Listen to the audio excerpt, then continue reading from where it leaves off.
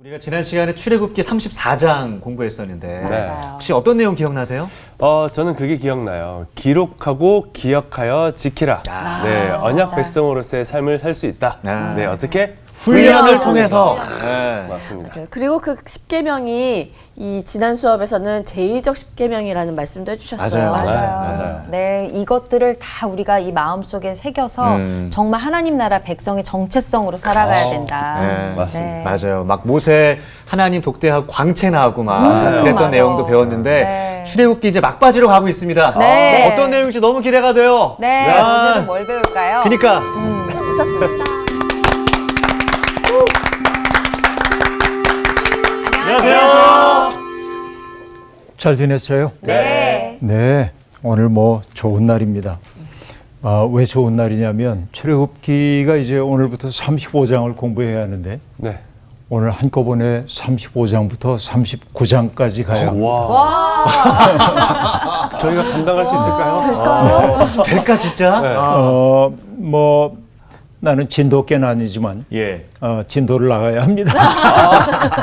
네. 분위기 좋다 오늘. 사실은 이게 이제 그 불가능하지 않은 것이 앞에서 우리들이 회막, 성막 건설하는 이야기 하나님이 어떻게 지시했는지를 자세히 봤거든요. 네. 네. 꼼꼼하게 보지 못했지만은 대개 근데 오늘 우리가 공부하게 될 그 내용은 지시한 바를 어떻게 수행했는지가 그대로 나오기 때문에 앞에 나오는 이야기의 반복이어서 그 얘기를 굳이 하지 않아도 되기 때문에 오늘 빠르게 좀 넘어가려고 하고 있는 것인데요. 오늘 수업 출애굽기 37강 회막 건설. 이 35장의 그 1절부터 3절까지는 매우 중요한 대목이기 때문에 우리 네 분이 35장 1절부터 3절까지를 같이 한번 읽어주세요. 시작. 모세가 이스라엘 자손의 온 회중을 모으고 그들에게 이르되 여호와께서 너희에게 명령하사 행하게 하신 말씀이 이러하니라. 엿새 동안은 일하고 일곱째 날은 너희를 위한 거룩한 날이니 여호와께 엄숙한 안식일이라. 누구든지 이날에 일하는 자는 죽일지니 안식일에는 너희의 모든 처소에서 불도 피우지 말지니라. 자, 좀 뜻밖의 명령이 이렇게 내려지고 있는데요. 성막을 건설하는 그 문제와 안식일이 어떻게 관련이 될까 하는 생각이 드는 것도 사실인데 제 35장부터 39장까지는 하나님께서 가르쳐 주신 식양대로 회막을 세우는 과정이 세세히 설명이 되고 있는데 네. 앞서 우리가 25장부터 31장 사이에서 하나님의 구체적 내용을 살펴보았습니다. 35장부터 40장까지는 그 지시에 따른 인간의 수행이 기록되어 있습니다. 하나님의 지시와 인간의 수행이란 말이죠. 그러니까 지시받은 대로 그대로 수행하는 이 인간의 모습이 마치 여러분 군대에서 장관이 명령을 하면은 복명복창하도록 되어 있거든요. 아, 맞아요. 그렇죠. 네. 네. 상관이 지시한 바를 옳게 이해했는지를 확인하기 위한 과정이죠. 그렇게 똑같습니다. 그러니까 지시받은 대로 한다고 하는 것은 하나님이 우리를 아주 힘들게 만들기 위한 것이 아닙니다. 이게 중요한 게 뭐냐? 거룩함이라고 하는 것은 인간이 함부로 임의로 다루어서는 안 된다라고 하는 것을 엄격하게 보여주는 거예요. 그래서 우리가 전에 공부할 때 향품 만들고 그런 거 그 제조 비법을 알았다고 해가지고 와 이거 참 좋은데 그러고 하면 안 된다고 얘기했잖아요. 네. 거룩함에 손을 대면 안 되기 때문에 그렇습니다. 그러면 회막을 건설하는 이야기를 이제 막 시작하려는 참인데 안식일 준수 명령과 이게 왜 연결이 되고 있느냐라는 이야기입니다. 자, 이거는요 31장을 여러분 잠깐 참고해 보세요. 31장 보면은 12절부터 보면은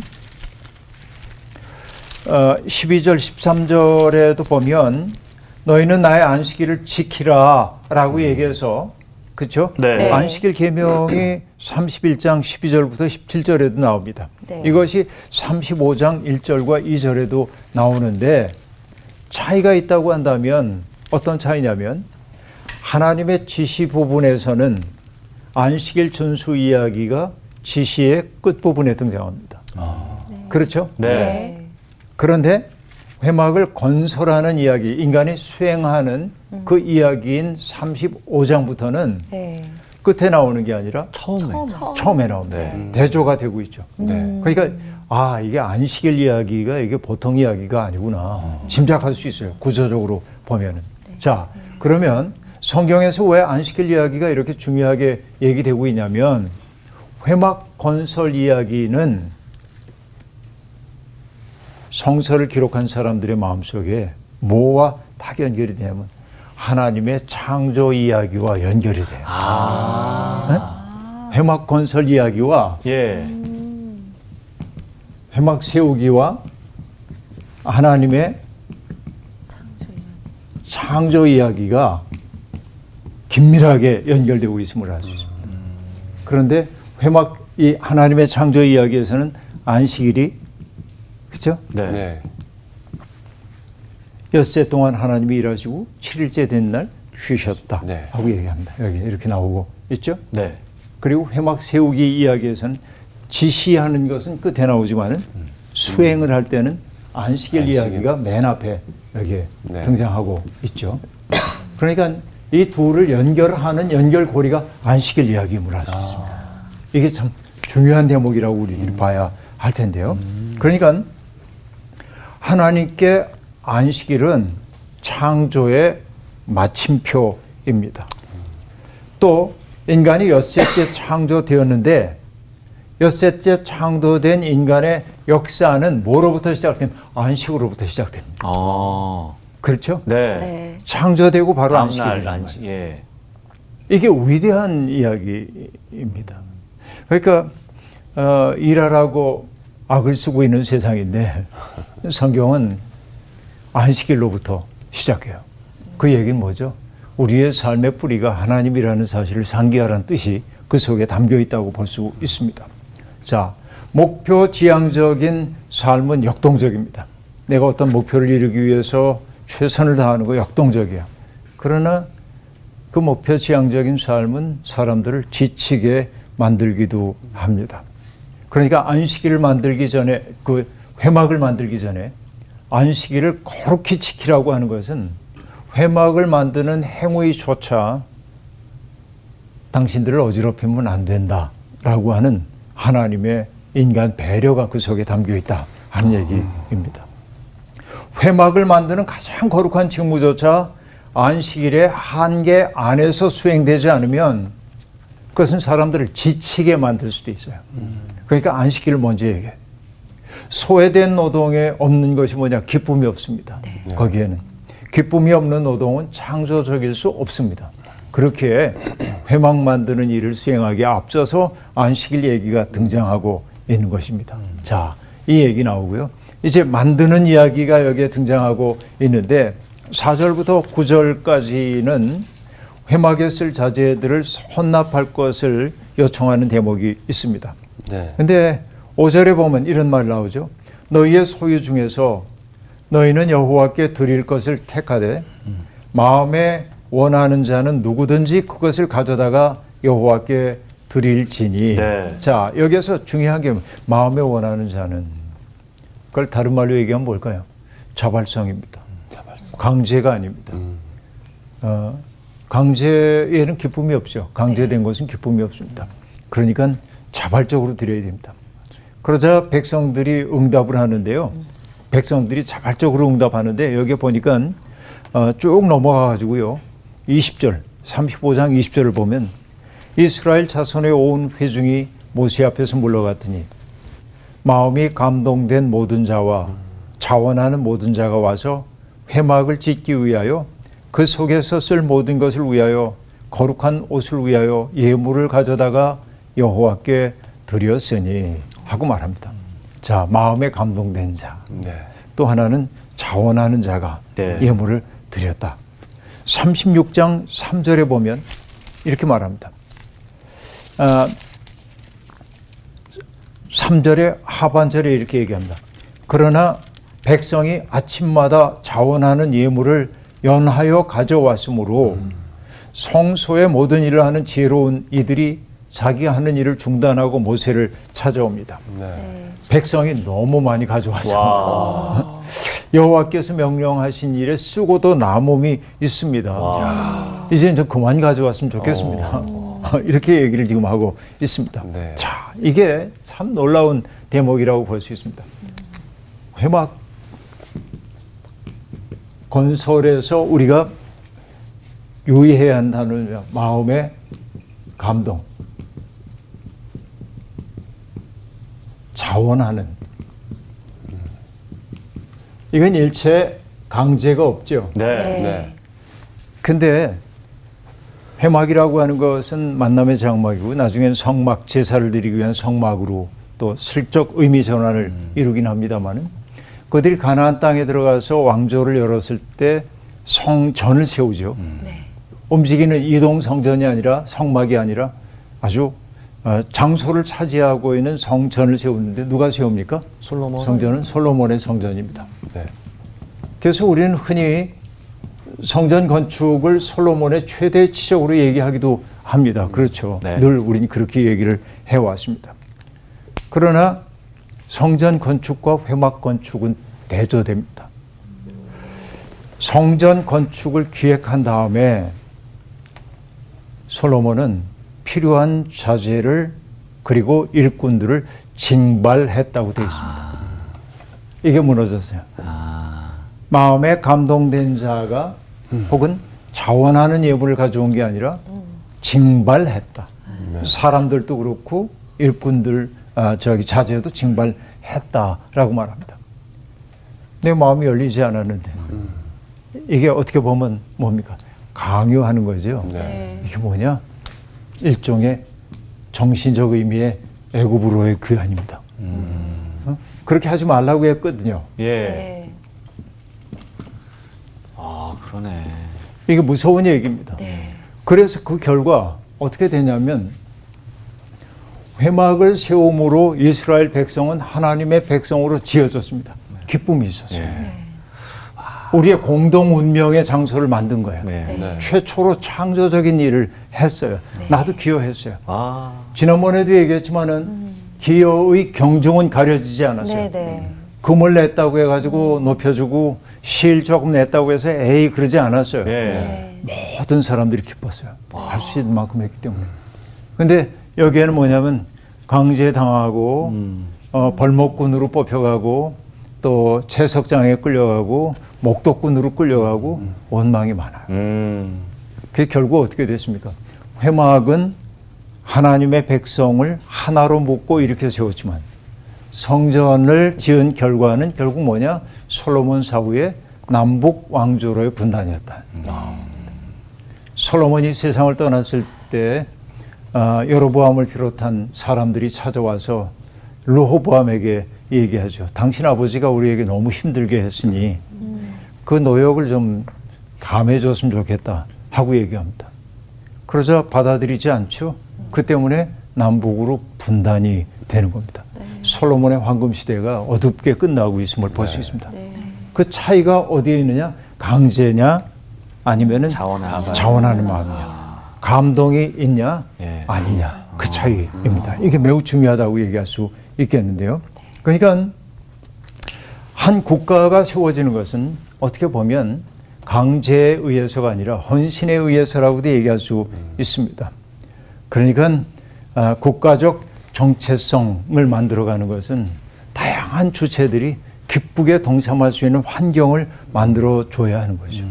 나 혼자는 할 수 없어요. 기쁘게 동참할 수 있도록 기회의 문이 열려져야 아름다운 사회가 만들어진다. 그렇죠? 이게 우리가 할 수 있는 이야기입니다. 그래서 앞서 얘기한 거 조금 정리해서 얘기하자고 한다면 네. 사람들은 각자 자기의 능력껏 헌신하기 시작했습니다. 그리고 기여의 경중은 가려지지 않았습니다. 크든 작든 나도 아름답고 창조적인 일에 동참한다는 사실이 주는 기쁨이 그들에게 있었습니다. 그러니까 출애굽 공동체에게 있어서 회막을 짓는 일은 단순히 어떤 공간을 짓는다는 것이 아니라 자기들의 집단적 정체성을 만들어가는 일이고, 자, 그 회막은 그들에게 뭐냐? 모두의 고향이야. 고향을 짓는 일이었어요. 내 마음의 뿌리, 네. 고향을 짓는 일이었어요. 저는 이 말이 정말 중요하다고 생각을 해요. 응? 회막을 짓는 일이 우리의 모두의 고향. 네. 그 기억이 그런 겁니다. 네. 우리도 그렇습니다. 어떤 함께했던 기억이 내 삶을 지탱해주는 힘이 될 때가 있어요. 고향을 짓는 일이라고 얘기할 수 있어요. 자, 앞서도 얘기한 거인데요. 백성들이 가져온 예물이 너무 많아서 성소의 일을 맡은 사람들이 일을 할 수 없을 정도예요. 와. 이제 좀 그만 좀. 이게 뭐냐면은 신약 성경이 얘기하는 충만함입니다. 넘치는 거예요. 네. 이게 넘쳐요. 예물을 더 이상 가져오지 말라고 얘기하고 있습니다. 그래서 회막은 고향을 짓는 일이라고 얘기했는데 네. 다양한 이해관계를 가졌던 집단, 케힐라라고 말하는데 그들을 신앙 공동체, 에다로 만들어요. 이 단어는 여러분 기억해 두세요. 하나님의 백성입니다.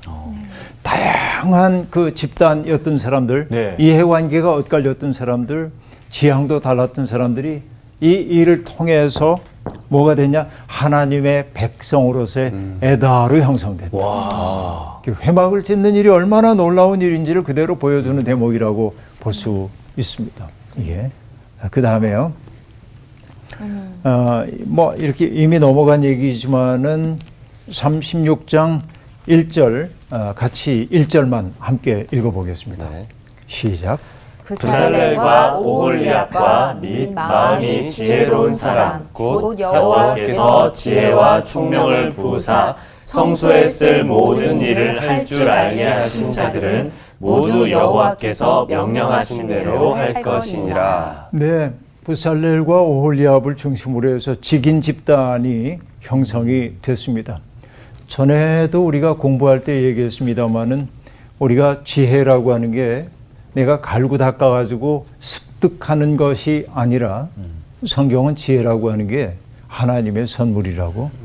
그 하나님의 선물로서의 지혜는 그 지혜를 가진 자가 자기를 빛나게 만들기 위한 것이 아니고 공동체를 세우기 위한 것이라고 얘기했고, 지혜라고 하는 게 관념이 아니라 실용적 지혜라고 얘기를 했습니다.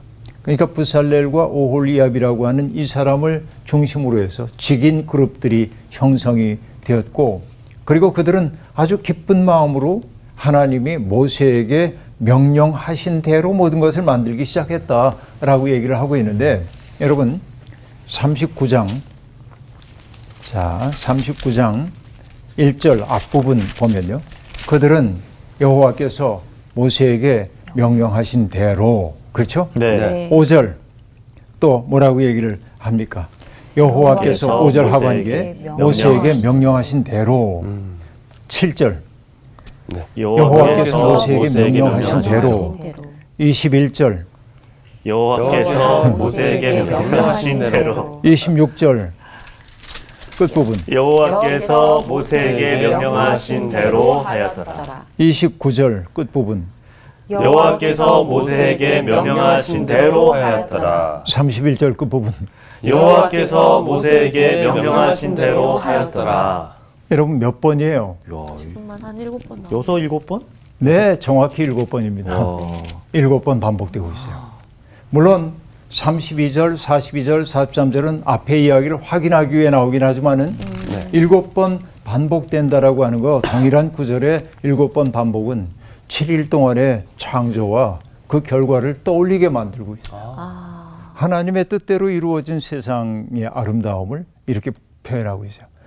자, 그래서 창세기의 첫 장에는 날마다 하나님의 명령대로 이루어진 세상이 하나님 보시기에 좋았다라고 경탄이 반복적으로 나타나고 있는데, 그러니까 여기에는 뭐 보기에 좋았더라 이런 얘기는 등장하지 않지만 하나님의 명령을 따라 인간이 수행한 일이 어떤 의미에서는 지속적인 창조 사역임을 보여주고 있습니다. 자, 여기에서 우리가 중요하게 여겨야 하는 게 있는데요. 하나님의 창조 사역이 있는데 인간은 하나님의 형상대로 지음받았습니다. 네. 네. 하나님의 형상이라고 하는 것은 하나님의 모습만을 얘기하는 게 아니고 하나님이 가지고 있는 어떤 성품? 그 하나님이 하시는 일을 인간도 해야 한다고 하는 행위의 주체 얘기이기도 하고, 그렇죠? 땅을 다스려라. 예. 네. 온 세상을 다스리라고 얘기를 하셨어요. 그러니까 하나님의 형상으로서 인간이 해야 하는 일 가운데 하나는 하나님의 손과 발이 되어서 하나님의 뜻을 성취하는 존재이기도 합니다. 근데 동시에 하나님의 형상이라고 한 말 속에 담겨 있는 의미는 어떤 것일까요? 하나님이 창조하신 것처럼 인간도 창조하는 존재입니다. 우리가 상상력이라고 하는 말을 imagination이라고 얘기하죠. 네. 네. 재밌어요. 이미지의 나라입니다. 상상력이라고 하는 것은 결국 뭐예요? 없던 것들을 머릿속에 그려내고 그것들을 구현하는 과정이라고 볼 수 있죠. 예. 상상력은 매우 중요합니다. 그래서 제가 번역했던 책 가운데 하나가 예수님의 비유를 나타내는 책, 비유를 설명하고 있는 책이 있는데 그 책의 부제가 뭐냐면 예수님의 비유가 대개 하나님의 나라를 어떻게 얘기하면 좋을까 고민하다가 말씀하시잖아요. 네. 떠오르는 비유들이 어떤 것들이 있어요, 여러분? 뭐 어떤 사람이 씨를 뿌리러 나갔는데 네. 더러는 길가에 떨어지고 뭐 이 얘기도 여러분 알죠? 네. 어떤 사람이 여인 하나가 가루 서말 속에 누룩을 집어넣어서 반죽을 부풀게 한 얘기, 어부가 가가지고 그물을 던져서 끌어올려서 바닷가에서 고기를 고르고 있는 이야기, 그렇죠? 겨자씨 하나를 심겨진 이야기, 어린 양 하나 잃어버렸을 때 찾으러 가는 이야기, 이런 이야기들이 등장해요. 그런데 여러분 놀라운 게 하나 있습니다. 하나님 나라 비유잖아요. 네. 그런데 예수님의 하나님 나라 비유 속에는 종교적인 언어가 하나도 없어. 그렇죠? 네. 이렇게 너무나 그 땅에 살고 있던 사람들의 일상에 빗대 가지고 얘기를 하고 있어요. 예. 저는 오늘의 이 목회자들에게 또 성도들에게 필요한 게 가장 높은 신앙적 진실이라고 하는 것을 가장 일상적인 언어로 말할 수 있겠는지. 예수님의 비유는 전부 그렇거든요. 하나님 나라 비유예요. 그런데 이 비유라고 하는 게 여러분 패러블이라는 게 파라볼레라고 하는 거인데 비교하는 것인데 옆에 놓다라는 뜻이에요. 그 우리 늘 얘기합니다. 내가 키가 커요, 작아요 하고 얘기하면 대답하기 어려워요. 네. 왜? 비교 대상이 누구냐에 따라 달라. 공이 씨 옆에 있으면 난 작아요. 나온 씨 옆에 있으면 난 커요. 그죠? 네. 그러니까 어떤 기준을 가지고 말하느냐에 따라 다른데 그러나 비유를 통해서 우리는 뭐예요? 내가 내 상황을 잘 모르는 것을 알게 되기도 하죠. 예수님은 비유를 통해서 하나님 나라 얘기하셨는데 자, 여기에 중요한 게 뭐였어요? 일상의 언어였다고 얘기했습니다. 그러니까 예수님에게 중요한 것은 특별한 세상이 아니에요. 우리가 살고 있는 일상적인 세상 속에서 우리가 하나님 나라 맛봐야 된다는 거예요. 어떤 사람이 밭을 갈러 나갔는데 보화를 발견했다라든지 어떤 상인이 값진 진주를 발견하고 자기 가진 거 다 팔아서 그걸 샀어. 이런 걸 가지고 비상한 하나님 나라의 진실을 얘기해주고 있는데 그러니까 일상을 어떻게 하나님의 뜻 안에서 누릴 것인지를 보여주잖아요. 네. 근데 여기에서 대단히 중요한 대목이 하나 있습니다. 제가 번역했던 그 책에서 비유 얘기하면서 부제가 뭐냐면 세상을 다시 상상하기. 와. Reimagine the world 그래. Reimagine. 자, 우리가 살고 있는 세상은 어떠냐면 힘 있는 사람이 힘 없는 사람을 지배하고 힘 있는 나라가 힘 없는 사람들을 압박하는 거. 뭐 불쾌하긴 하지만 그게 현실이지. 이렇게 한단 말이에요. 당연의 질서입니다. 그렇게 여깁니다. 그런데 예수님은 정반대로 얘기합니다. 이방인의 집권자들은 너희를 강압해. 너희를 지배하려고 그래. 그런 너희는 그러면 안 돼. 가장 힘 있는 사람이 모든 사람 섬겨야 돼. 이거 뭐냐? 세상을 다시 상상하는 거예요. 지배와 피지배의 관계를 해체하는 거예요. 그렇게 하면 안 된다. 힘이 있다고 강제하면 안 돼. 힘 있는 사람이 힘이 있는 까닭은 뭐냐? 가장 낮은 자리에서 사람들을 떠받쳐 주라고 하는 거야. 그렇죠? 99마리의 양만 중요하다고 보면 안 되고 잃어버린 한 마리의 양의 입장에서 세상을 바라봐야 돼. 이게 뭐예요? 세상 다시 상상하는 것이죠. 네. 그러니까 인간의 위대함이 있다고 한다면 어디 있냐면 인간이 하나님의 형상이라고 하는 것은 아까 얘기한 대로 하나님의 뜻을 이 세상에서 구현하는 존재라는 뜻도 있지만은 하나님이 주신 창조력을 가지고 새로운 세상을 꿈꿔야 된다. 어? 그러니까 지금 부살렐과 오홀리압을 비롯한 사람들이 지금 하고 있는 일들이 뭐냐면은 하나님이 주신 지혜를 가지고 예. 하나님이 기뻐하시는 세상을 만들고 있는 거예요. 네? 이게 우리들에게 주어져 있는 소명이기도 합니다. 그러니까 부살렐과 오홀리압 같은 재능이 없죠. 저도 여러분 뭐 만드는 거 못합니다. 제가 참 손재주가 없어가지고요. 뭐 하는 거. 뭐 옛날 어른들이 저보고 넌 손재주가 있을 거야. 그런데 손으로 뭐 만드는 거 못해. 근데 그 어떤 분이 해석을 하더군요. 글 쓰는 재주가 손재주라고. 뭐 글을 쓰는 게 손으로 쓰는지 모르겠습니다만 여하튼 근데 보면은 정말 특별한 재능을 가지고 있는 사람들이 있는데 그런 얘기입니다. 그러니까 하나님의 명령을 따라 수행한 이 일은 지속적인 창조의 사역이라고 얘기할 수 있습니다. 그리고 이제 만드는 얘기가 쭉 나옵니다. 성막을 만들고 언약궤를 만들고 상을 만들고 분향단을 만들고 등잔대를 만들고 번제단을 만들고 놋 물두멍을 만들고 성막에 울타리를 만들고 다 그건 뭐예요? 여호와께서 모세를 통하여 명령하신 대로 수행했다. 네. 인간의 창조성이 어디 있습니까? 그러면 아니요. 이미 부살렐과 오홀리압이 가지고 있는 창조성을 통해서 하나님이 일하고 있음을 알 수 있습니다. 자, 제가 예언자 얘기를 할 때도 그런 얘기를 들려드린 적이 있습니다만은 예언자라고 하는 사람은 하나님의 말씀을 전하잖아요. 네. 하나님의 말씀을. 근데 하나님의 예언자에게 이렇게 얘기했을까요? 임성원을 예언자로 택해서 네. 임성원 지금부터 내가 하는 말을 다 기억해.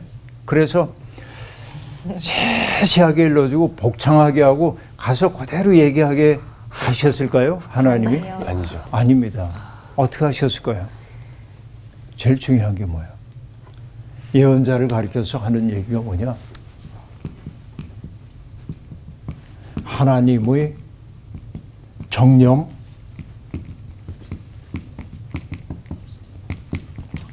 파토스예요. 하나님의 열정, 하나님의 마음을 느끼는 자예요. 하나님은 당신의 마음이 어떠한지를 예언자에게 알려줘요. 네. 예언자는 하나님의 마음에 접속이 된 거예요. 그러고 나면 견딜 수가 없어요. 그러니까 말을 전합니다. 예언자 가운데 성정이 뜨거운 사람도 있잖아요. 그럼 뭐냐면 언어가 격하게 나옵니다. 예언자 가운데 부드러운 사람이 있잖아요. 말을 가려서 합니다. 그런데 예언자들은 항상 그 자기 말이라고 안 합니다. 하나님의 말씀이죠. 네. 맞죠? 하나님이 그렇게 말씀하시게. 예언자는 그래서 그냥 스피커가 아닙니다. 스피커가 아니에요. 네. 하나님은 예언자의 지성과 언어적 능력과 감성 같은 것을 이용해서 그에게 말씀을 주십니다. 그러니까 부살렐과 오홀리압이 갖고 있는 재능이라고 하는 게 하나님이 주신 지혜라고 하는 것이 거듭거듭 나왔음을 우리가 알 수 있습니다. 자, 그러고는 이제 그 다음에 등장하는 게 뭐 38장에 보면은 성막 재료와 물자 목록이 쭉 나오고 있는데 여러분 이게 굉장히 많으면은 관리하는 사람들이 꼭 필요하게 되는데요. 관리하지 않으면 아주 중구난방이 되기 때문에 그런데 38장 21절을 보면요. 이런 얘기가 등장합니다. 38장 21절.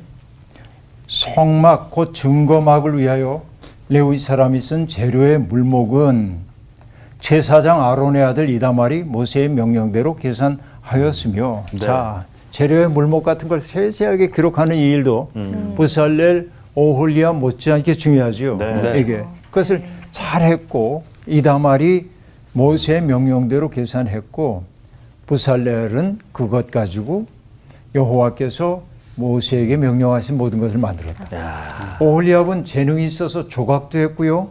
청색, 자색, 홍색 실과 가는 배실로 소를 놓기도 했고요.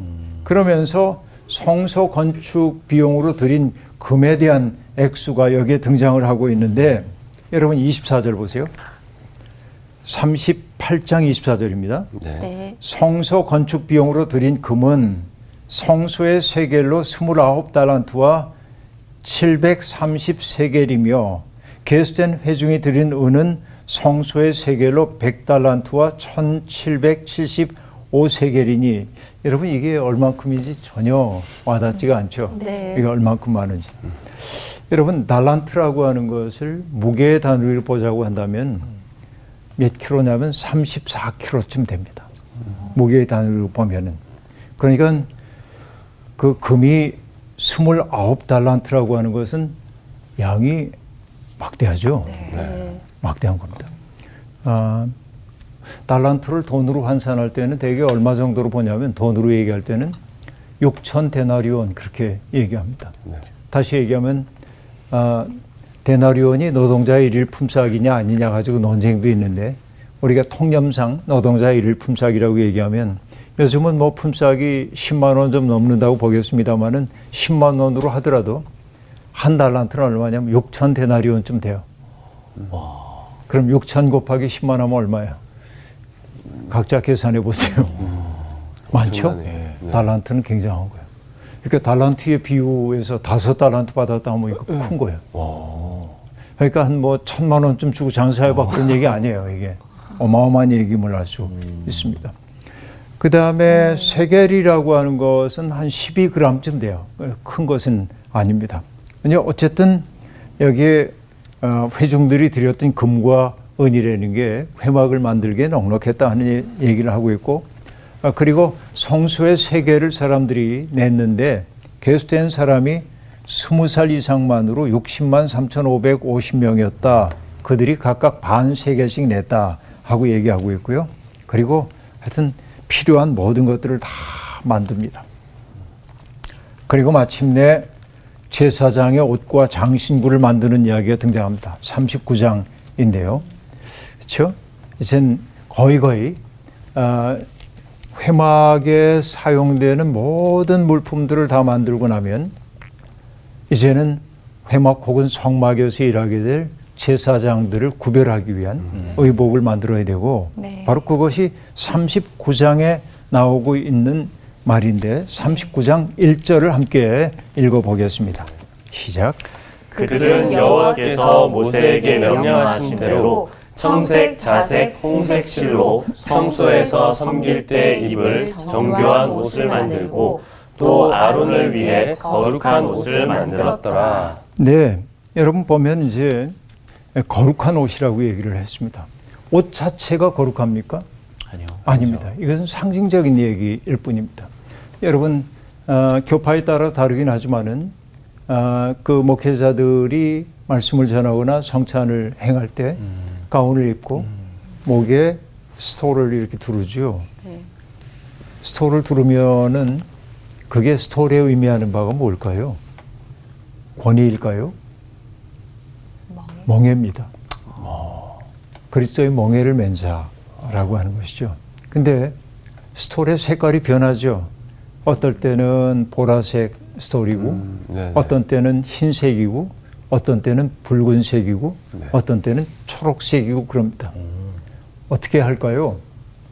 그날 목회자의 기분에 따라서 오늘은 날도 꿀꿀한데 오늘은 빨간색으로 하자 이렇게 할까요? 아닙니다. 네. 오늘은 날도 우중충하니까 흰색으로 하지 이거 아닙니다. 절기의 의미가 있는 것이죠. 성령 강림 절기에는 붉은색을 맨다든지 부활 절기에는 흰색을 한다든지 또 주님 오심을 기다리는 대림 절기나 주님의 고난을 상기하는 사순절 같은 때는 보라색을 한다든지 이게 정해져 있어요. 상징적인 거예요. 그렇죠? 그 스토어를 통해서 어떤 상징을 해줘요. 그러니까 여러분, 아, 이게 멋있어 보인다고 그래가지고, 목사님, 그 스토어라고 가운 좀 빌려주세요. 저도 좀 입고 나가게 해요. 그러면 안 되잖아요. 왜냐하면, 그건 아무 때나 입는 게 아니죠. 하나님 앞에 나아갈 때 입는 것이죠. 네. 그렇기 때문에 거룩하다고 얘기해요. 옷 자체가 거룩한 거 아니에요. 옷감이 뭐 거룩하겠어요. 그 일을 위해 구별되었기 때문에 거룩한 거예요. 그러니까 우리가 성찬을 할 때 성찬에 떡과 포도주가 거룩하죠? 네. 그런데 떡과 포도주 그 자체가 거룩합니까? 아니면은 예수 그리스도의 살과 피를 먹고 마신다고 하는 의미가 담기 때문에 거룩합니까? 의미가 있기 때문에 그런 거죠. 그러니까 거룩함이라고 하는 건 여기에 제사장의 의복을 거룩하게 만들었다는 것은 뭐 특별한 재료로 짜가지고 거룩을 싹 이렇게 얼기설기 했다는 얘기가 아니라 하나님 앞에 나아갈 때 사용하기 위해서 구별했다라는 의미로 받아들이면 되겠습니다. 이렇게 정교하게 만들었습니다. 에봇과 어깨바지를 만들었고 에봇을 매는 띠를 만들었고 호마노를 깎아 금태에 물려 도장을 새긴 것 같이 이스라엘 아들들의 이름을 새겨서 에봇 어깨바지에 달아 기념하는 보석을 삼고 흉패를 제작하고 제사장의 또 다른 옷들을 만들었습니다. 이 모든 것들을 관통하는 말은 계속 봐왔습니다. 여호와께서 모세에게 명령하신 대로 하였더라 라는 얘기입니다. 자, 그리고요 마침내 이렇게 얘기를 하고 있습니다. 모세에게 성막을 가져오는 거예요. 다 만들었어요. 39장 32절부터 33절까지만 읽어보겠습니다. 시작. 이스라엘 자손이 이와 같이 성막 곧 회막의 모든 역사를 마치되 여호와께서 모세에게 명령하신 대로 다 행하고 그들이 성막을 모세에게로 가져왔으니 곧 막과 그 모든 기구와 그 갈고리들과 그 널판들과 그 띠들과 그 기둥들과 그 받침들과 네, 거기까지만 보죠. 뭐 계속 이렇게 나옵니다만은 마지막 문장을 하나 더 봤으면 좋겠는데요. 43절을 같이 한번 읽어주세요. 시작. 모세가 그 마친 모든 것을 본즉 여호와께서 명령하신 대로 되었으므로 모세가 그들에게 축복하였더라. 자, 정리하는 내용을 보면 이제 모세를 통해 하나님이 명령하신 대로 모든 게 만들어졌고 그것을 모세에게로 가져왔습니다. 그 모세가 보니까 하나님이 명령하신 대로 다 잘 이루어진 거예요. 자, 그러자 모세가 축복합니다. 여기서 명령과 수행과 축복이 한 줄로 쫙 꿰져 있어요. 이걸 요약하는 거예요, 지금. 이렇게 한 축으로 연결이 되고 있는 겁니다. 그러니까 자원하는 예물, 마음의 감동 때문에 했던 넉넉했던 것들을 가지고 하나님의 지혜를 입은 사람들이 임의가 아니라 하나님이 모세를 통해 주신 명령대로 모든 일을 다 이루어내셨을 때 지시와 수행 사이에 틈없는 일치가 이루어졌고 이것을 꿰고 있는 것은 기쁨과 감사였는데 이게 다 이루어진 것을 보고 모세가 백성들을 축복했다. 그러면 여러분 35장부터 39장까지 오늘 그냥 한 달음에 이렇게 달려왔습니다만 굉장히 지루한 얘기가 반복됐습니다. 지루한 이야기가 반복돼요. 그런데 여러분 때때로 지루한 반복이 우리의 마음을 고요하게 만들 때가 있습니다. 마치 여성들이 뜨개질 단순 노동처럼. 단순 노동, 자수를 놓는다든지 지루하게 반복되는 그 일을 통해서 내 마음이 엎어지는 경험을 할 때가 있습니다. 그러니까 이 성경을 우리가 건너뛰지 말아야 할 이유가 거기에 있습니다. 찬찬히 읽고 내면의 고요함을 느껴야 돼. 그러니까 정해진 교율을 따르는 것을 통해서 시간의 공포를 어떻게 이겨낼 수 있는지를 보여주는데 이제 하나님의 명령을 따라서 성막까지 다 만들어 줬습니다. 이제는 새로운 삶이 그들 앞에 열립니다. 이 얘기는 다음 주 마지막 출애굽 강의 다음 주가 마지막이 되겠습니다. 네. 네, 여기까지 수업을 마치겠습니다. 고맙습니다. 고맙습니다.